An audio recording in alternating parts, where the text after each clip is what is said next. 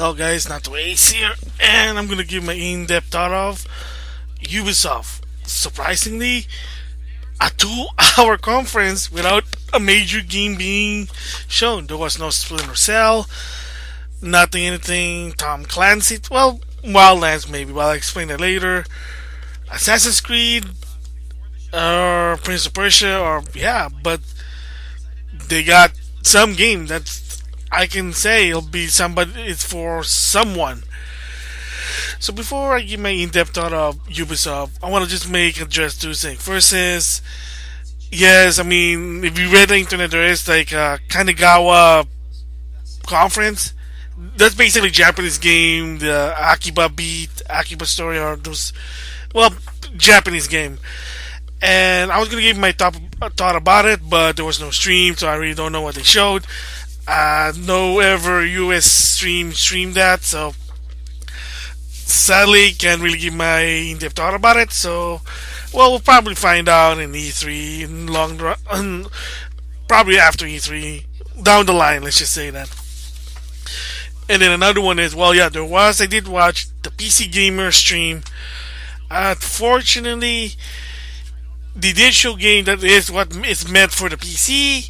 Sadly, there's nothing really interesting for me to really give my thoughts about it. But if again, hey, if you're a PC gamer, you watch that and there's something for you, awesome. So basically, that one I can't really give my in-depth thought on the PC gaming conference, but they did show game that's what's worth if you're a PC player, like Dawn of War 3. They showed that one. There's a Series M game.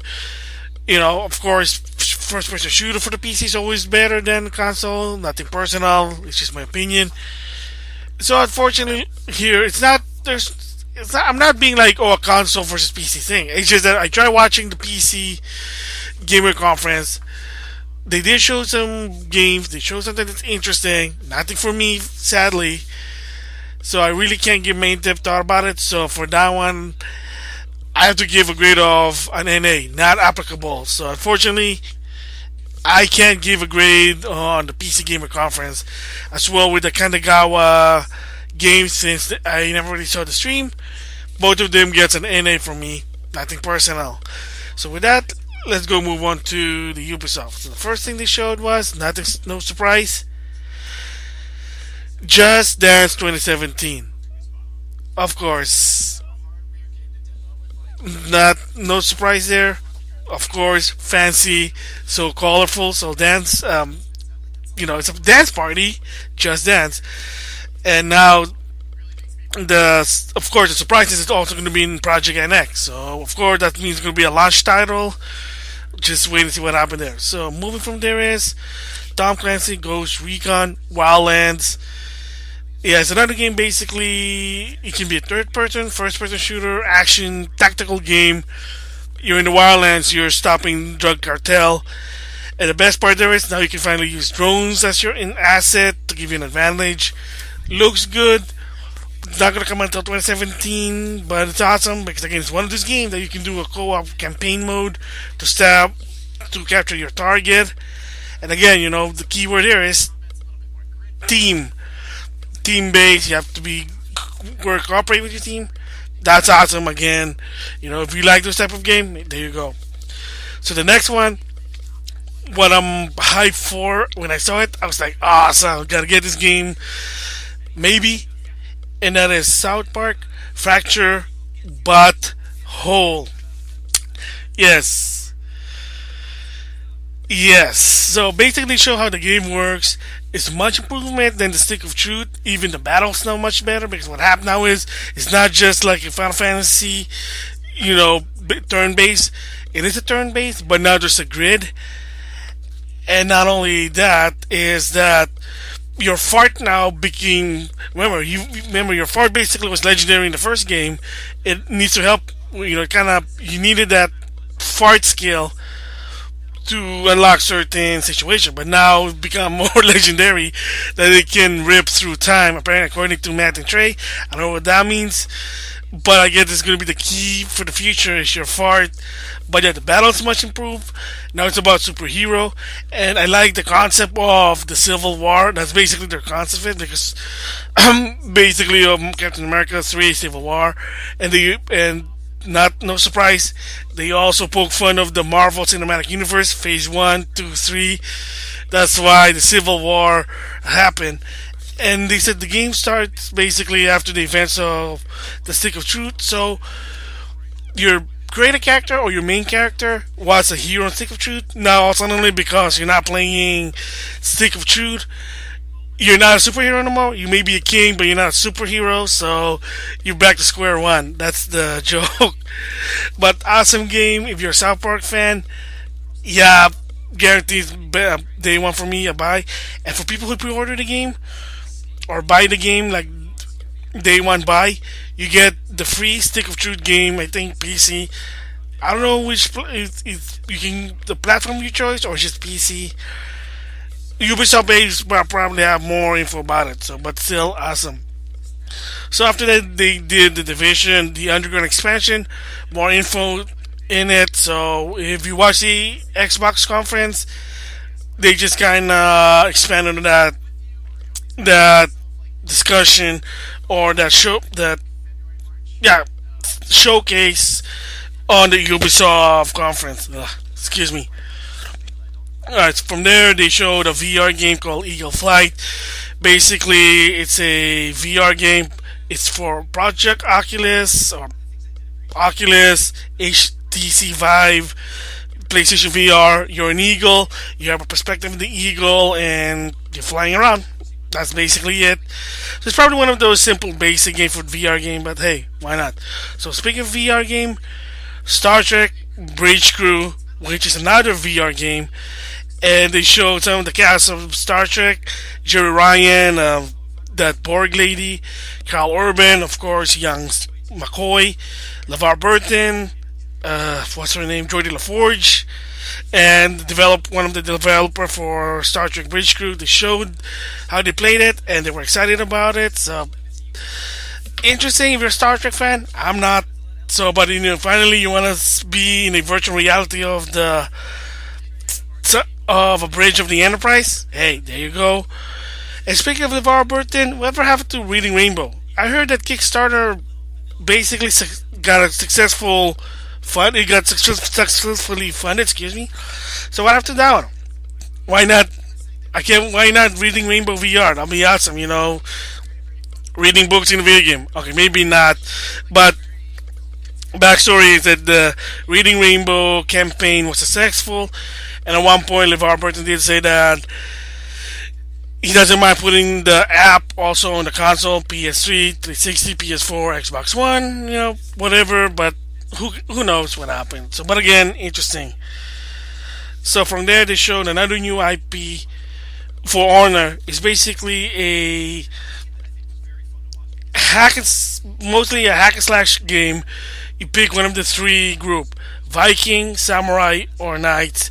And apparently, it has a story, but basically, it's about somebody causing a war. So that's what it's a three-way war of the Samurai, Knight, Viking.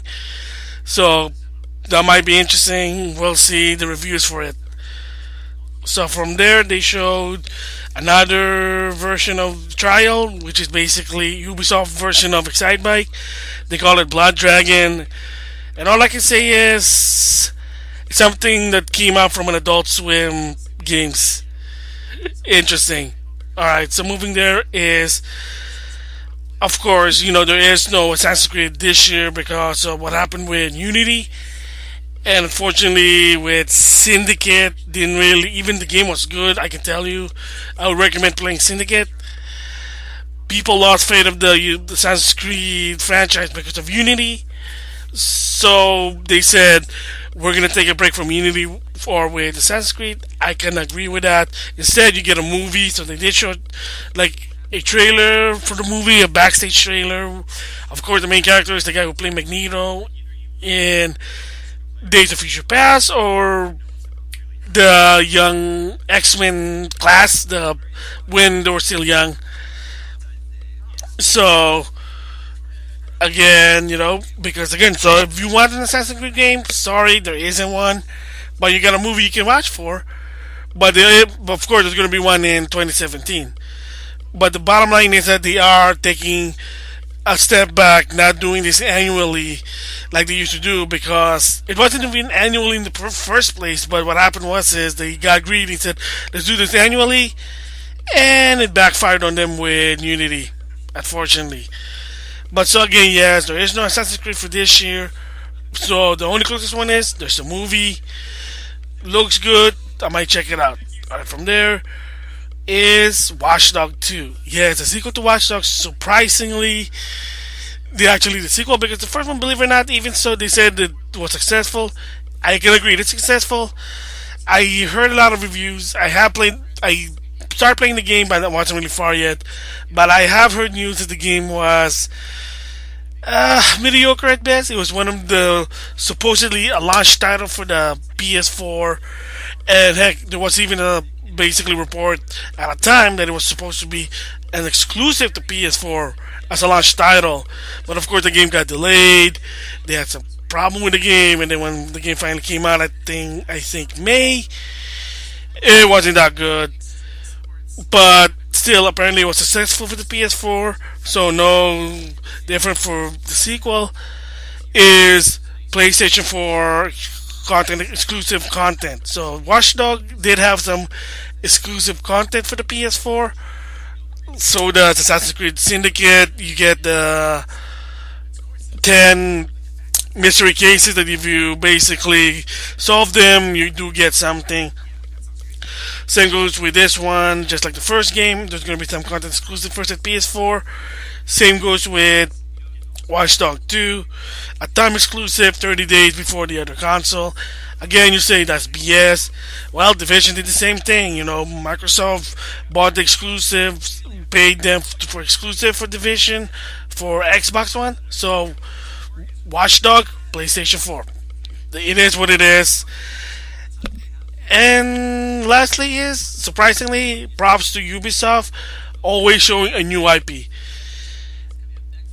And the new IP for Ubisoft is called Steep. It's basically an open world sports winter game. Basically, you do jumpsuit flying, skiing, snowboarding, what else? Parachuting, I guess, what it is. So it looks interesting for this. How do I say? It is just looks interesting. Let's just say it is a sports game, but it is world, open world, but snow like winter games. That's all I can say. So again, interesting. We'll see it in the long run. It's supposed to come out this December, but the good thing about this game is, like they say, it's not just it's just a winter sports game, but there is a lot of things too, like such as one is again, like I said before, the social aspect. Now getting together, playing together with the games, and now you can also share content. They showed that feature there. So again, kind of really interesting. We'll see what happens in the long run when it comes out this December. So there you go. The Ubisoft conference, my thoughts about it. This one, another one, I gotta give it a surprisingly 10 out of 10, because again, it's just like Microsoft, wow. And the reason being is that for 2 hours they showed something that's interesting for somebody that is nobody, like, let's just say, left behind. So that is interesting. That you got games for the Trekkies, people who like the Tom Clancy game, weird game, Watch Dogs. Sadly, no Assassin's Creed, but again, I can understand no Splinter Cell because they just had one, I think, last year. Can understand it, but again, there is a game. Again, like I said, there's a game for everyone. The presentation is good for something that doesn't have Assassin's Creed and Splinter Cell. Man, for 2 hours, that's pretty good. Aisha Tyler being a good host, awesome. Again, it does catch your eye. There's no stupidity on the Ubisoft. I know there was at one point in past conference, there's one with Mr. Caffeine. He was just really goofy. and then before that, laser tag. So this time they finally learned their lesson from that one and made an improvement. They just show game they were going to show from 2016 all the way to 2017. So there you go. Again, 10 out of 10. So with that, the last conference for Monday is Sony at 6 p.m. Pacific. Can't wait to see what they show. And then from there, I'm going to give my thoughts on who won the conference versus Microsoft versus PlayStation, because Nintendo, I'm sorry to say, disqualified since they're not doing a conference nor a digital event. They're just going straight to Treehouse with, of course, The Legend of Zelda Wii U. We'll finally get more about it. So we'll see about that, so stay tuned.